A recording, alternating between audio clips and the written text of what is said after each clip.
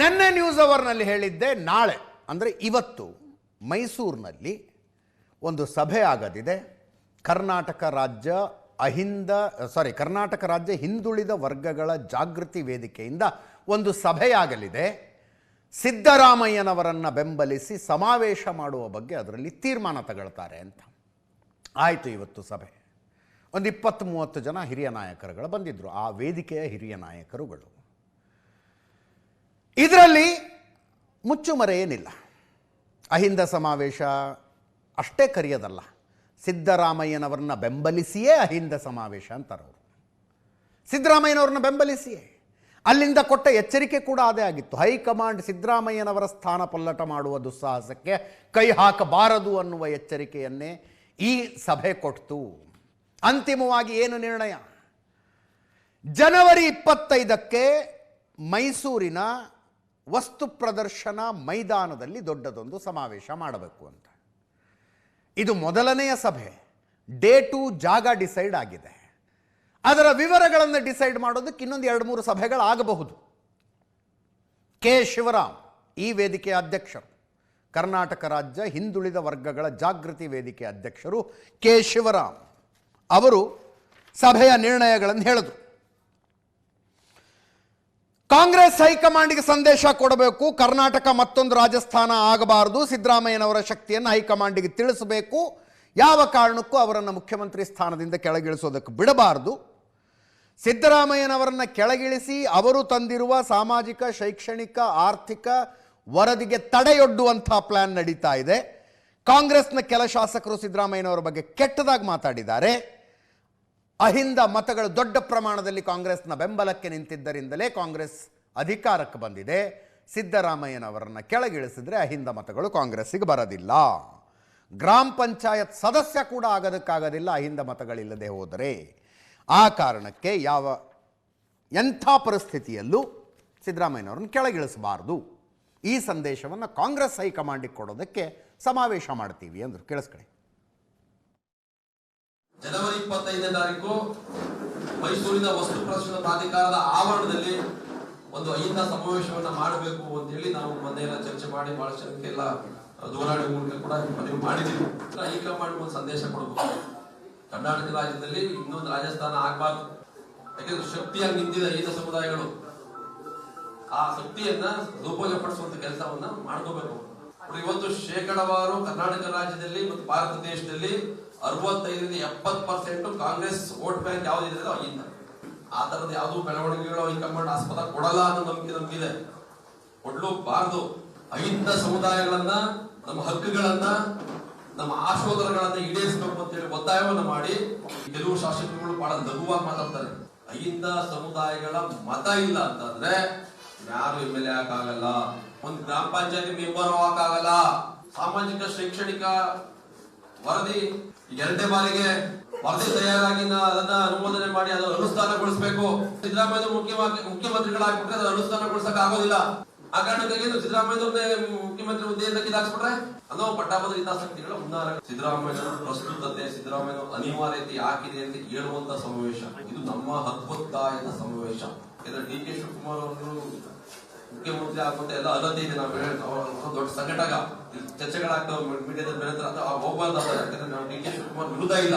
ಸಿದ್ದರಾಮಯ್ಯ ಅವರು ವೀಕ್ ಮಾಡಿದ್ರೆ ಅಹಿಂದ ವೀಕ್ ಆಗ್ತದೆ. ಆ ಮೂಲಕ ಕೋಮು ಶಕ್ತಿಗಳು ಅಧಿಕಾರ ನಡೆಸಲಿಕ್ಕೆ ದಾರಿ ಮಾಡ್ಕೋಬೇಕು. ಈ ಸಮಾವೇಶ ಯಾರ ವಿರುದ್ಧನೂ ಅಲ್ಲ. ಇದು ರಾಜಕೀಯ ಶಕ್ತಿಯನ್ನು ಪ್ರದರ್ಶನ ಮಾಡೋ ಸಭೆನೂ ಅಲ್ಲ, ಅಥವಾ ಸಿದ್ದರಾಮಯ್ಯ ಶಕ್ತಿ ಪ್ರದರ್ಶನ ಅಹಿಂದ ಸಭೆನೂ ಅಲ್ಲ. ನಮ್ಮ ಸಮುದಾಯ ಸಿದ್ದರಾಮಯ್ಯನವರು ಹೈಕಮಾಂಡಿನ ಸೂಚನೆಯ ಮೇರೆಗೆ ಆರ್ಥಿಕ, ಶೈಕ್ಷಣಿಕ, ಸಾಮಾಜಿಕ ಸರ್ವೆಯನ್ನು ಮತ್ತೊಮ್ಮೆ ಮಾಡಿಸಿದ್ದಾರೆ ಹಿಂದುಳಿದ ವರ್ಗಗಳ ಆಯೋಗದ ಮೂಲಕ. ಅದರ ಶಿಫಾರಸ್ಸುಗಳನ್ನು ಜಾರಿಗೊಳಿಸದಂತೆ ತಡೆಯುವುದಕ್ಕೆ ಅವರನ್ನು ಮುಖ್ಯಮಂತ್ರಿ ಸ್ಥಾನದಿಂದ ಕೆಳಗಿಳಿಸುವ ಹುನ್ನಾರ ಅನ್ನೋದು ಕೆ ಶಿವರಾಮ್ ಅವರ ಆರೋಪ ಆಗಿತ್ತು. ಸಿದ್ದರಾಮಯ್ಯನವರು ಮೊದಲನೇ ಅವಧಿಗೆ ಮುಖ್ಯಮಂತ್ರಿ ಆಗಿದ್ದಾಗ ಸರ್ವೆ ಮಾಡಿಸಿದ್ರು. 2018 ಅಲ್ವಾ ಅವರು ಮುಖ್ಯಮಂತ್ರಿ ಸ್ಥಾನದಿಂದ ಕೆಳಗಿಳಿದಿದ್ದು. ಅಷ್ಟೊತ್ತಿಗಾಗಲೇ ಅವ್ರ ಕೈಗೆ ವರದಿ ಬಂದಿತ್ತು. ಆವಾಗ ಅದನ್ನು ಅದರ ಶಿಫಾರಸ್ಸುಗಳನ್ನು ಜಾರಿಗೊಳಿಸುವುದು ಒತ್ತಟ್ಟಿಗಿರಲಿ, ಅದನ್ನು ಸ್ವೀಕಾರ ಕೂಡ ಆಗಲಿಲ್ಲ. ಅದು ಅದಾದ ನಂತರವೂ ಬಂದದ್ದು ಕಾಂಗ್ರೆಸ್ JDSನ ಮೈತ್ರಿ. ಕುಮಾರಸ್ವಾಮಿ ಅವರು ಮುಖ್ಯಮಂತ್ರಿ ಆದರು. ಸಮನ್ವಯ ಸಮಿತಿ ಅಧ್ಯಕ್ಷರಾಗಿದ್ದವರು ಸಿದ್ದರಾಮಯ್ಯನವರೇ. ಆವಾಗಲೂ ಅದೇನು ಸುದ್ದಿ ಆಗಲಿಲ್ಲ. 2023ರ ಚುನಾವಣೆಯಲ್ಲಿ ಗೆದ್ದ ನಂತರ ಕೂಡ ಒಂದು ವರ್ಷ ಅದರದ್ದೇನು ಚರ್ಚೆ ಆಗಲಿಲ್ಲ. ಲೋಕಸಭಾ ಚುನಾವಣೆಗಳೆಲ್ಲ ಮುಗಿದ ನಂತರ ಅದನ್ನು ತರಲಾಯಿತು ಕ್ಯಾಬಿನೆಟ್ಟಿಗೆ ತಂದರು. ನಂಬರ್ಗಳು ಹೊರಗಡೆ ಬಂದವು. ಪ್ರಬಲ ಸಮುದಾಯಗಳ ವಿರೋಧ ಇತ್ತು. ಕಾಂಗ್ರೆಸ್ ಹೈಕಮಾಂಡ್ ಕರೆದು ಇನ್ನೊಂದು ಸಲ ಮಾಡಿ ಅದನ್ನ ಸರ್ವೆನಾ ಅಂತ ಹೇಳ್ತು. ಇನ್ನೊಂದು ಸಲ ಸರ್ವೆ ಆಗಿದೆ. ಈಗ ಅದರ ಶಿಫಾರಸ್ಸುಗಳನ್ನು ಜಾರಿಗೊಳಿಸದಂತೆ ತಡೆಯುವುದಕ್ಕೆ ಈ ಷಡ್ಯಂತ್ರ ಅಂತ ಅವ್ರು ಹೇಳ್ತಾ ಇದ್ದಾರೆ. ಆ್ಯಕ್ಚುಲಿ ಸಮಾವೇಶಗಳು ರಾಜಕಾರಣದ ದಿಕ್ಕನ್ನು ಬದಲಿಸ್ತವೆ. 2005ರಲ್ಲಿ ಸಿದ್ದರಾಮಯ್ಯನವರಿಗೆ ಆದ ಅನುಭವ ಅದು. JDSನಲ್ಲಿದ್ದರು. ದೇವೇಗೌಡರು ಹಾಕಿದ ಗೆರೆಯನ್ನು ದಾಟಿ ನಾನು ಅಹಿಂದ ಸಂಘಟನೆ ಮಾಡ್ತೀನಿ ಅಂತ ಸಿದ್ದರಾಮಯ್ಯನವರು ಹೊರಟರು. ಅಹಿಂದ ಸಮಾವೇಶ ಹುಬ್ಬಳ್ಳಿಯಲ್ಲಿ ಆಯಿತು, ಒಂದು ದೊಡ್ಡ ಸಮಾವೇಶ, ದೇವೇಗೌಡರ ಮಾತು ಮೀರಿ. ಆ ಕಾರಣಕ್ಕಾಗಿ JDSನಿಂದ ಉಚ್ಚಾಟನೆಗೊಂಡುಬಿಟ್ರು ಸಿದ್ದರಾಮಯ್ಯನವರು. ಉಚ್ಚಾಟನೆ ಆಯಿತು. ಆಮೇಲೆ ನಡೆದಿದ್ದ ಇತಿಹಾಸ.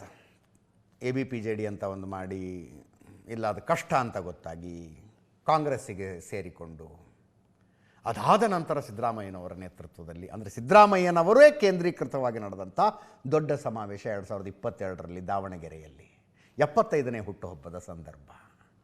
ಸಿದ್ದರಾಮೋತ್ಸವ ಅಂತಲೇ ಜನಪ್ರಿಯಗೊಂಡಿತದು.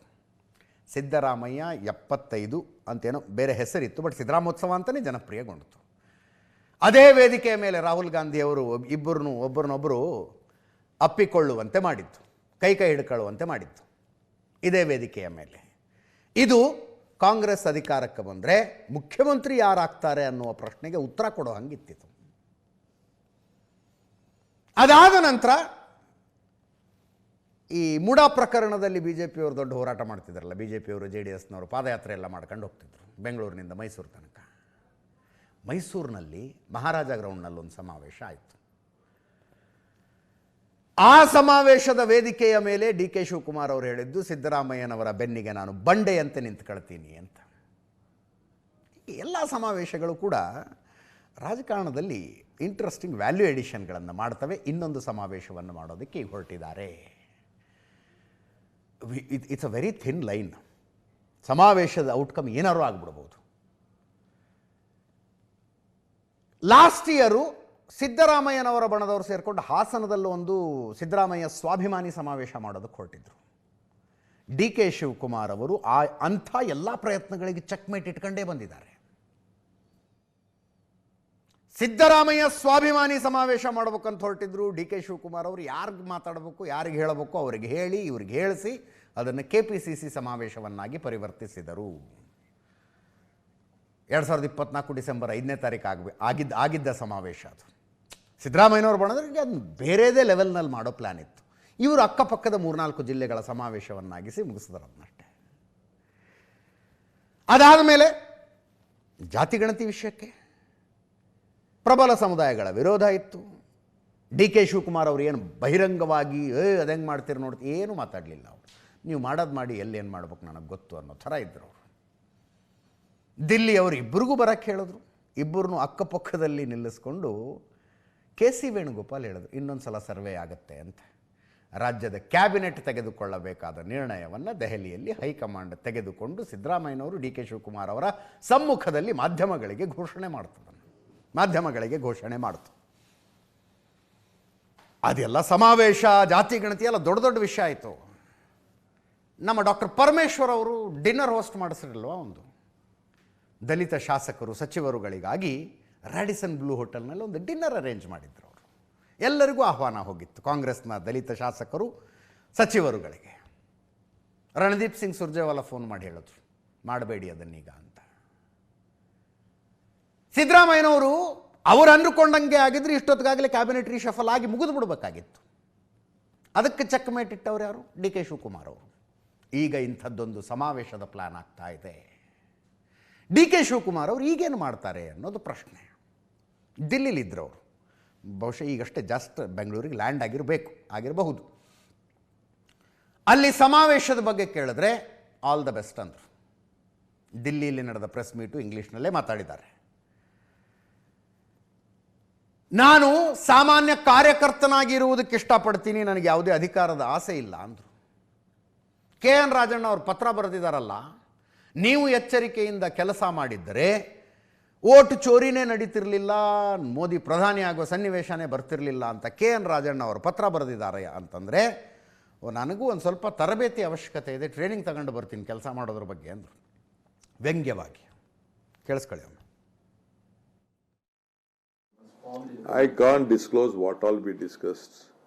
We all have joined together, we have worked together, we have brought government together, and every party worker of the state has given their life, given their sweat, and all of them could support to win.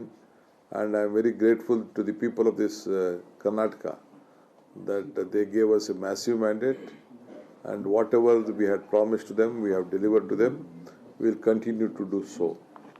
And I'm very happy. The High Command also gave me a very free hand. Myself and all the team, we all are to as a team. It is not only D.K. Shivakumar or Siddaramaiah.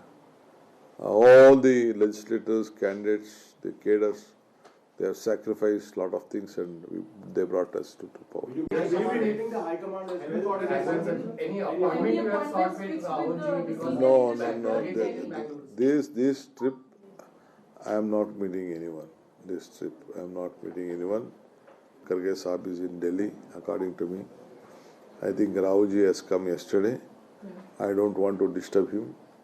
will you be meeting the High Command as well? Any appointment you have sought with Rahulji? Because No.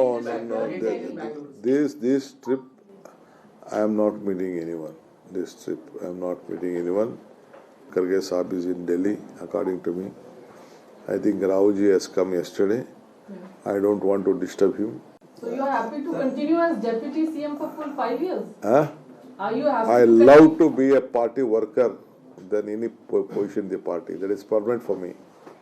From 1980, I am a party worker. So you are happy? Ahinda ಸಮಾವೇಶ ಮಾಡೋದಕ್ಕೆ when you say that this is a show of strength, when you say this is a show of strength, I wish everyone good luck to them. Ahinda ಸಮಾವೇಶ ಮಾಡೋದಕ್ಕೆ when you say that this is a show of strength, when you say this is a show of strength, I wish everyone good luck to them. Sir, Rajanna ಅವರು ರಾಹುಲ್ ಗಾಂಧಿ ಅವರಿಗೆ ಸರಣಿ ಪತ್ರ ಬರೀತಾ ಇದ್ದಾರೆ. ಇತ್ತೀಚೆಗೆ ಒಂದು ಪತ್ರ ಬರೆದಿದ್ದಾರೆ. BLO ಅವರ ಆಯ್ಕೆ ವಿಚಾರದಲ್ಲಿ ಸ್ವಲ್ಪ ಎಡವಟ್ಟಾಗಿತ್ತು. ಅಧ್ಯಕ್ಷರು ಕರೆಕ್ಟ್ ಆಗಿ ಆಯ್ಕೆ ಮಾಡಿದ್ರೆ ಇನ್ನೂ 12-13 ಸೀಟ್ಗಳು ಗೆಲ್ಬೋದಿತ್ತು ನಾವು ಕರ್ನಾಟಕದಲ್ಲಿ. ನನಗಿನ್ನ ಸ್ವಲ್ಪ ಅನುಭವ ಕಡಿಮೆ ಇದೆ, ಟ್ರೈನಿಂಗ್ ತಗೊಂಡು ಬರ್ತೀನಿ. ಸರ್, ರಾಜಣ್ಣ ಅವರು ರಾಹುಲ್ ಗಾಂಧಿ ಅವರಿಗೆ ರಾಜಕಾರಣದಲ್ಲಿ ಎಲ್ಲರೂ ಏನು ಮಾಡ್ತೀವಿ ಅನ್ನೋದನ್ನು ಹೇಳೋದಿಲ್ಲ. ಹೇಳಿ ಮಾಡಿದರೆ ಅದು ರಾಜಕಾರಣವೂ ಅಲ್ಲ. ಡಿ ಕೆ ಶಿವಕುಮಾರ್ ಅವರು ವೈರಾಗ್ಯದ ಮಾತನಾಡಿದರು ಅಂತ ಕೆಲವರು ಅನಲೈಸ್ ಮಾಡ್ತಾ ಇದ್ರು. ಇಷ್ಟಿಷ್ಟಕ್ಕೆಲ್ಲ ವೈರಾಗ್ಯ ಬಂದುಬಿಟ್ರೆ ಅವರು ರಾಜಕಾರಣಿನೂ ಅನ್ನಿಸ್ಕೊಳ್ಳೋದಿಲ್ಲ. ಒಂದು ಅಧಿಕಾರ, ಒಂದು ಹುದ್ದೆಗೆ ವರ್ಷಗಟ್ಟಲೆ ದಶಕಗಟ್ಟಲೆ ವೇಟ್ ಮಾಡ್ತಾರೆ, ಸ್ಟ್ರಾಟಜಿ ಮಾಡ್ತಾರೆ, ರಣತಂತ್ರಗಳನ್ನು ಹೆಣಿತಾರೆ. ಹಂಗಿರುವಾಗ ಒಂದು ಸಮಾವೇಶ, ಒಂದು ಸಂದೇಶ ಏನು ಮಾಡ್ಬೇಕು ಮಾಡ್ತಿರ್ತಾರೆ. ಮತ್ತೆ ಡಿ ಕೆ ಶಿವಕುಮಾರ್ ಅವರು I am a Congress man ಅನ್ನೋದನ್ನು ಹೇಳ್ತಾರೆ. I am a Congress man. ಪಕ್ಷ ಹಾಕಿದ ಗೆರೆ ದಾಟುವುದಿಲ್ಲ, ಕಾರ್ಯಕರ್ತನಾಗೇ ಇದ್ರೂ ಪರವಾಗಿಲ್ಲ ಅಂತ.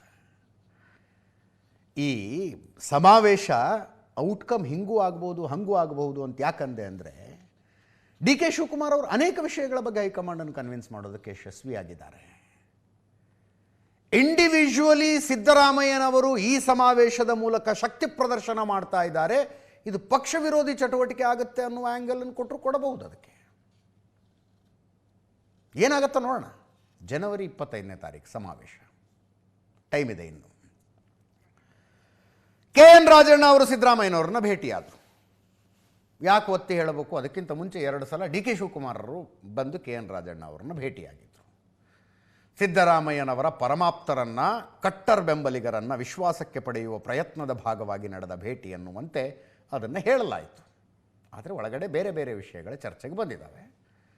ಮುಖ್ಯಮಂತ್ರಿಗಳನ್ನು ಭೇಟಿಯಾಗಿ ಏನು ಹೇಳಿರ್ಬೋದು, ಹೇಳಿರ್ತಾರೆ. ಡಿ ಕೆ ಶಿವಕುಮಾರ್ ಅವರು ಬಂದಿದ್ದರು, 1 ಸಲ ಅಲ್ಲ 2 ಸಲ ಬಂದಿದ್ದರು, ಇಂತಿಂಥ ವಿಷಯ ಮಾತಾಡಿದ್ರು, ನಾನು ಹಿಂಗೆ ಹೇಳಿದೆ ಅಂತ ಹೇಳಿರ್ತಾರೆ. ಅದಕ್ಕೆ ಸಿದ್ದರಾಮಯ್ಯನವ್ರು ಏನು ಹೇಳಿದ್ರು ಏನೋ. ಹೊರಗಡೆ ಬಂದ ಮೇಲೆ ರಾಜಣ್ಣ ಅವರು ಮಾತಾಡೋದು ಕೇಳಿಸ್ಕೊಳ್ಳಿ. KC ಅವ್ರನ್ನೂ ಭೇಟಿ ಮಾಡಿದ್ದೆ 2 ಬಾರಿ, ಅವ್ರ ಜೊತೆನೂ ಕೂಡ ಮಾತುಕತೆ ಮಾಡಿದ್ದೆ. CM ಅವ್ರನ್ನೂ ಭೇಟಿ ಮಾಡಿದ್ದೆ. ಇಬ್ರು ಭೇಟಿಯಾಗಿದ್ದು ಬೆಂಗಳೂರಿನಲ್ಲಿ ಒಬ್ಬರು ನಮ್ಮ ಸ್ನೇಹಿತರದ್ದು ಗೆಸ್ಟ್ ಹೌಸಲ್ಲಿ ಭೇಟಿ ಮಾಡೋಣ ಅಂದ್ಕೊಂಡು ಎಲ್ಲ ಸೇರಿ ಭೇಟಿ ಮಾಡೋದು, ಚರ್ಚೆ ಮಾಡಿದ್ದೀವಿ. ಅವರು ಕೂಡ ಕೆಲವು ಸಜೆಷನ್ಸ್ ಹೇಳಿದ್ದಾರೆ, ನಾನು ಹೇಳಿದ್ದೀನಿ. ಮುಖ್ಯಮಂತ್ರಿಗಳಿಗೂ ಕೂಡ ಭೇಟಿ ಮಾಡಿದೆ. ರಾಜಕಾರಣದ ಜೊತೆಗೆ ಅಭಿವೃದ್ಧಿ ಕೆಲಸಗಳು ನನ್ನ ಕ್ಷೇತ್ರದ ಬಗ್ಗೆನೂ ಕೂಡ ಚರ್ಚೆ ಮಾಡಿದೆ. ಮತ್ತು 1ನೇ ತಾರೀಕಿನಿಂದ ಅವರು ಈ ಬಜೆಟ್ ಡಿಸ್ಕಷನ್ಗೆ ಪ್ರಾರಂಭ ಮಾಡ್ತಾರೆ. ಹಾಗಾಗಿ ಬಜೆಟ್ ಡಿಸ್ಕಷನ್ನಲ್ಲೂ ಕೂಡ ನಮ್ಮ ಕ್ಷೇತ್ರ, ನಮ್ಮ ಜಿಲ್ಲೆಯ ಬಗ್ಗೆ ಮತ್ತು ಸಹಕಾರಿ ಇಲಾಖೆ ಬಗ್ಗೆ ಚರ್ಚೆ ಮಾಡ್ತಕ್ಕಂಥದ್ದಕ್ಕೆ ಅವಕಾಶ ಕೊಡಬೇಕು ಅಂತೇಳಿ ಅದನ್ನು ಕೂಡ ಪ್ರಸ್ತಾಪ ಮಾಡಿದ್ದೀನಿ. ಅವ್ರ ಹತ್ರ ಎಲ್ಲ ಒಪ್ಪಿದ್ದಾರೆ. ಯಾರನ್ನ ಮುಖ್ಯಮಂತ್ರಿ ಬದಲಾವಣೆ ಮಾಡೋದು, ಮಂತ್ರಿ ಮಾಡೋದು, ತೆಗೆಯೋದು ಎಲ್ಲ ಅಂತಿಮವಾಗಿ ಹೈಕಮಾಂಡ್ನವರ ನಿರ್ಧಾರದ ಮೇಲೆ ಆಗ್ತದೆ. ಅಪೆಕ್ಸ್ ಬ್ಯಾಂಕ್ ಅಧ್ಯಕ್ಷಗಿರಿಯ ಚರ್ಚೆ ನಡೀತಾ ಇತ್ತು. ನಾನೇನು ಹೇಳಿದ್ದೆ ಅದರ ವಿವರಗಳನ್ನು. ಕಾಂಗ್ರೆಸ್ ಸರ್ಕಾರ ಬಂದು 2.5 ವರ್ಷ ಕಳೆದು ಹೋದರೂ ಕೂಡ BJPಯ ಬೆಳ್ಳಿ ಪ್ರಕಾಶ್ ಅಪೆಕ್ಸ್ ಬ್ಯಾಂಕ್ ಅಧ್ಯಕ್ಷರಾಗಿ ಮುಂದುವರಿತಾ ಇದ್ದರು. ಅವರ ವಿರುದ್ಧ ಅವಿಶ್ವಾಸ ತಂದು ಅವ್ರನ್ನ ಕೆಳಗಿಳಿಸೋದಕ್ಕೆ ರಾಜಣ್ಣ ಅವರು ಬಿಡ್ತಿರಲಿಲ್ಲ. DK ಶಿವಕುಮಾರ್ ಶತಪ್ರಯತ್ನ ಮಾಡಿದರು, ಅದಕ್ಕೆ ರಾಜಣ್ಣ ಅವ್ರನ್ನ ಕನ್ವಿನ್ಸ್ ಮಾಡೋದಕ್ಕಾಗಲಿಲ್ಲ. ಸಹಕಾರ ಸಚಿವರಾಗಿದ್ದರು ರಾಜಣ್ಣ. ಈಗ ಬೆಳ್ಳಿ ಪ್ರಕಾಶ್ ಕೆಳಗಿಳಿದಿದ್ದಾರೆ, ಅವಧಿ ಮುಗಿದ ಕಾರಣಕ್ಕಾಗಿ ಕೆಳಗಿಳಿದಿದ್ದಾರೆ. ನೆಕ್ಸ್ಟ್ ಯಾರು ಅಪೆಕ್ಸ್ ಬ್ಯಾಂಕ್ ಅಧ್ಯಕ್ಷರು? DK ಶಿವಕುಮಾರ್ ಅವರಿಗೆ MLC ರವಿ ಅವರನ್ನ ಅಧ್ಯಕ್ಷರನ್ನಾಗಿ, ಕಾಂಗ್ರೆಸ್ MLC ರವಿ ಅವರನ್ನ ಅಧ್ಯಕ್ಷರನ್ನಾಗಿ ಮಾಡೋ ಮನಸ್ಸಿದೆ. ಅದಕ್ಕೆ ಒನ್ಸ್ ಅಗೇನ್ KN ರಾಜಣ್ಣ ಒಪ್ತಾ ಇಲ್ಲ. ನಾನೇ ಅಧ್ಯಕ್ಷ ಆಗ್ತೀನಿ ಅಂತಾರಂತವ್ರು. ನಾನೇ ಆಗ್ತೀನಿ ಬಿಡಿ ಅಂತ. Is A director. ಅದಕ್ಕೆ ಮುಖ್ಯಮಂತ್ರಿಗಳು ಅವರು ಬೇಡ ಇವರು ಬೇಡ ಅಂತ ನಿರ್ಧರಿಸಿದ್ರೋ ಏನೋ, ಆಡಳಿತಾಧಿಕಾರಿ ನೇಮಕ ಮಾಡಿದ್ದಾರೆ, ಜಿಯಾವುಲ್ಲಾ ಅಪರ ಕಾರ್ಯದರ್ಶಿಗಳಾಗಿದ್ದರು, ಸಹಕಾರ ಇಲಾಖೆ ನೋಡಿಕೊಳ್ತಾ ಇದ್ದರು. KN ರಾಜಣ್ಣ ಅವರನ್ನು ಸಚಿವ ಸಂಪುಟದಿಂದ ವಜಾ ಮಾಡಿದ ಮೇಲೆ ಸಹಕಾರ ಇಲಾಖೆ ಸಿದ್ದರಾಮಯ್ಯನವ್ರ ಹತ್ರನೇ ಇದೆ. ಜಿಯಾವುಲ್ಲಾ ಅವರು ಇನ್ಚಾರ್ಜ್ ಆಗಿದ್ದರು. ಅವರನ್ನೇ ಅಪೆಕ್ಸ್ ಬ್ಯಾಂಕ್ನ ಆಡಳಿತಾಧಿಕಾರಿಯನ್ನು ನೇಮಿಸಿ ಆದೇಶ ಹೊರಡಿಸಿದ್ದಾರೆ.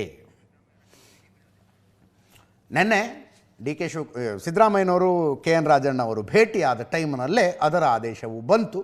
ಅಲ್ಲಿ ಕನ್ಸೆನ್ಸಸ್ ಕ್ರಿಯೇಟ್ ಆಗಿದೆ ಅಂತ ಅರ್ಥ.